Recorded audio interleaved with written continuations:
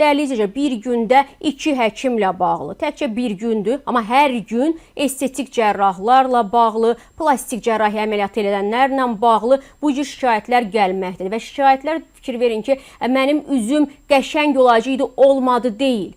Ayağımdan irin gəlir, yeriyə bilmirəmdir. Adamlar ölür, masada ölürlər. Masada ölməyəndə əməliyyatdan çıxandan 1 həftə sonra, 2 həftə sonra həyatını itirir. Sonra bu adamlara sübut etmək olmur ki, bu həkimlərə, dırnaq arası həkim cihazlərə, onların işlədiyi klinikanın hüquqşünaslarına sübut etmək olmur ki, bu sizin həkiminizin dırnaq arasında günahıdır. İddia edirlər ki, lazımı prosedurları bizdən sonra həyata keçirməyib, gigiyenik tələblərə riayət etməyib, nə bilim, düz yatmayıb, düz uzanmayıb, düz düşünməyib, az qala bu qədər absurda gətirib çatdırırlar. Belə çıxır ki, bizim canımız, bax, bu cür şarlatanlara əmanətdir. Deyə bilərsiniz ki, getməsin qadınlar həkimə. Mən də bunu dəfələrlə deyirəm, plastik cərraha getməsinlər. Amma hal-hazırda ölkəmizdə ümumiyyətlə səhiyyənin vəziyyəti o gündədir ki, normal şəkildə plastik cərrahiyyəni boş verin. Həyatımızdan, sağlamlığımızdan narahatıq.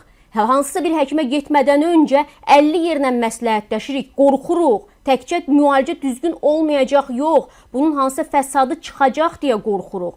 İnsanlar sap-sağlam ailə üzvlərini öz ayağı ilə xəstəxanaya qoyub, onun üzrə meydini götürüb gətirirlər xəstəxanalardan. Və məlum olur ki, indi də ortaya çıxır, filan kəsin sertifikatı yoxdur, filan kəsin lisenziyası yoxdur. Necə ola bilər axı? Kimi aldadırlar axı bunlar? Bir ölkədə qoskoca bir klinika açılır, dəyərli izləyicilər. Fəaliyyət göstərir, insanlar gedir, gəlir, cərrahiyyə əməliyyat edirlər, liposaksiya, üz gərdirmə, qarın gərdirmə, bədən şəkilləndirmə, milyonlarla proses gedir. Bir dənə ölüm hadisəsi çıxanda, şikayət çıxanda dərhal Səhiyyə Nazirliyi deyir ki, onların lisenziyası yoxdur. Nə gözəl məmləkət, nə gözəl ölkə. Hamı bu çox rahatçılıqla belə deyək, üzərindən atsın. Belə çıxır ki, mən bugün belə deyək də, ən bəsit formada deyirəm. Bu studiyanın qapısını, bacasını bağlayıb, buranı klinika eləsəm, üstünə də yazsam ki, uzman doktor Sevinç Telman qızı plastik cərrah. Buna heç kəs səs çıxartmayacaq. Və qadınlar da gələcək, mən də bildiyimi öyrənəcəm bir-iki yerdə, belə də kursda və s. o əməliyyatı eləyəcəm və ölənə qədər insanlar, ilk ölüm hadisəsi baş verənə qədər mənim bazarım şıdırğı gedəcək. Yəni, bunu kimi inandırmaq istəyirsiniz axı? Müvafiq dövlət strukturları, müvafiq belə bu işə nəzarət edən qurumlar. Biz bilirik ki, Azərbaycanda daşı daş üstünə qoymaq üçün 50 qurumdan icazə alınır. Biz bunu bilirik.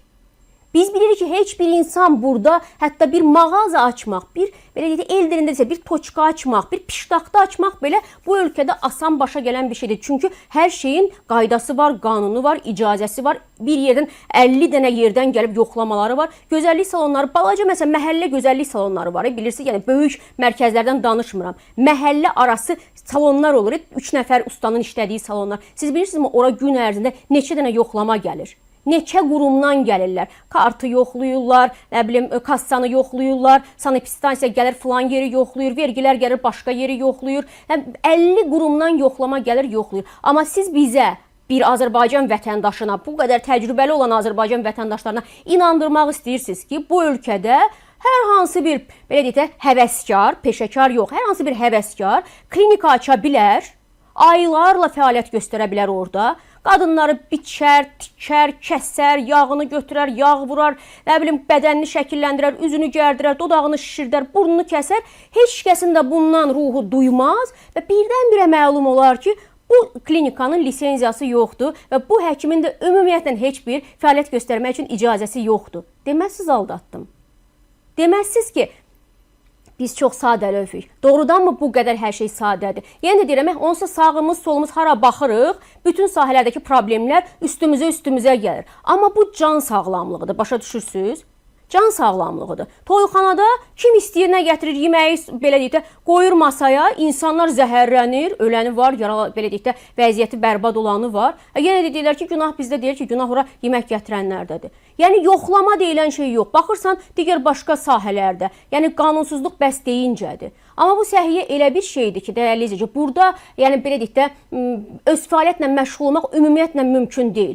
Həkimlərin bəzilərini istəyəndə sertifikasiyadan keçirirlər, bəzilərini keçirmirlər. Kimsə gedir Türkiyədə 2 aylıq kurs keçir, 3 aylıq kurs keçir, uzman doktor adından gəlir, onu da sırayırlar cəmiyyətin canına və bu məsələdə bizim hər zaman ağırlı şəkildə qeyd elədiyimiz telekanalların da çox qəşəng rolu var. Bəli, o bəhbəhlə baxdığımız verilişlər var, ha.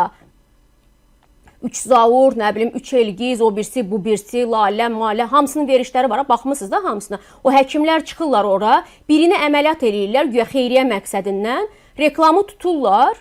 Hamısı da uzman doktordur. Sonradan məlum olar ki, onların efirə çıxartdıqları həkimlərin böyük əksəriyyəti şarlatandır. Yəni, hər tərəfdən üstümüzə, üzümüzə, üzərimizə, belə demək mümkünsə, qanunsuzluqlar gəlir. Və buna yox deyən yoxdur. İnsanlar ölənə qədər proses davam edir. Amma bugünə qədər baş verənlərin statistikasını aparan yoxdur. Nə yaxşı məmləkətdir. Bir dəfə də biri ölmüşdü bədən şəkilləndirmədən sonra. Klinikanın hüquqşünası dedi ki, o adam ümumiyyətlə həkim filan deyil. O bizim demək, mühasibimizdir. Yəni, bax, belə bir qəribə, anormal bir situasiyadır. Əslində, mən qınamıram. Ölkədə leysan olanda Bakı şəhər meri əgər deyirsə ki, bundan sonraki leysanlarda biz tunelləri bağlayacağıq, cəmaat da evdən çıxmasın, Səhiyyə Naziri də yeni şeyi deyəcək. İlk hadisədən sonra, onda mən də jurnalist deyiləm. İndi sabah birisi gün burada mənim hansısa sözüm kiməsə xoş gəlməsə, bizim rəhbərlik də deyəcək ki, ümumiyyətlə jurnalist deyildi ki. Gəlmişdi, girmişdi studiyaya, danışırdı özü üçün. Ya bu qədər məsuliyyətsizlik ola bilərmi? Və ona görə də burada bir də deyir, sözüm deyir, sənə deyirəm, ay qızım, sən eşit, sənə deyirəm, ay qızım, sən eşit, ay gəlin məsələndə olduğu kimi. Digər tərəfdən qadınlarımızı da üzümü tutmağı istəyirik bu məsələdə. Yəni, bu adamların bazarlarını bu qədər çiçəkləndirməyin də. Bu sağlamlıq məsələsi deyil, axı deyərsən ki, böyrəyim ağrıyır, hansısa bir əməliyyat elətdirməliyəm və yaxud da ki, həyati fəaliyyətiniz üçün lazım olan bir şey deyil, həyati funksiyalarınız üçün lazım olan bir şey deyilsə bu. Yəni, qocalmaqdırsa, qocalaq da nə olar ki? Bundan əvvəlki nəsil qocalırdı, nə olurdu ki? Bu qədər mi hamı bir-birinə oxşamalıdır? Belə gözlər hədəqədən çıxmış şəkildə. Baxırsan, üzlərində ifadə yoxdur. Burunlar hamısında balaca düymə kimi, dodaqlar bu boyda, qaşlar orada, yanaqlar belə-belə. Hamı bir-birinə bənziyir.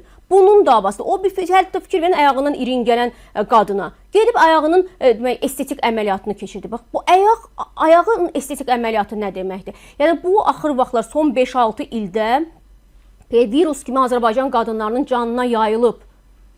Plastik əməliyyat, bədən şəkilləndirmə, dodaq göykəltmə, burun kiçiltmə, nə bilim, almacıq sümüyünü dolğu etmək filan. Plastik, belə deyib, bəzi müdaxilələri, bəlkə də kosmetolog müdaxilələrini bəlkə də anlamaq olar. Amma insanlar özlərini başdan yaratmağa çalışanda çox anormal bir situasiya meydana gəlir.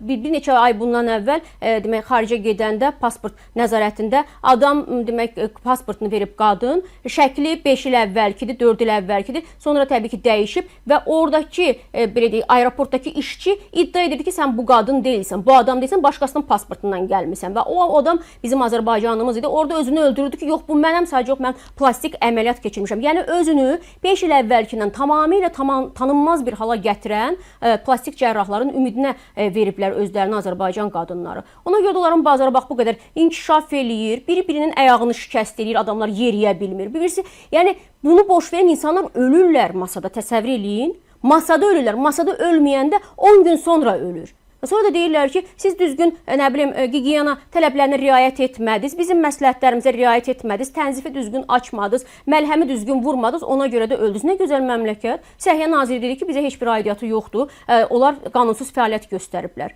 Yəni, nə yaxşıdır, hamı burada istədiyi nöqtəni aça bilər, istədiyi nöqtədə də öz sözünü deyə bilər və insanların həyatından da bu qədər rahat şəkildə oynaya bilər. Yəni, bizə bunu inandıra bilirsinizsə, mənim deyəcək başqa bir sözüm yoxdur.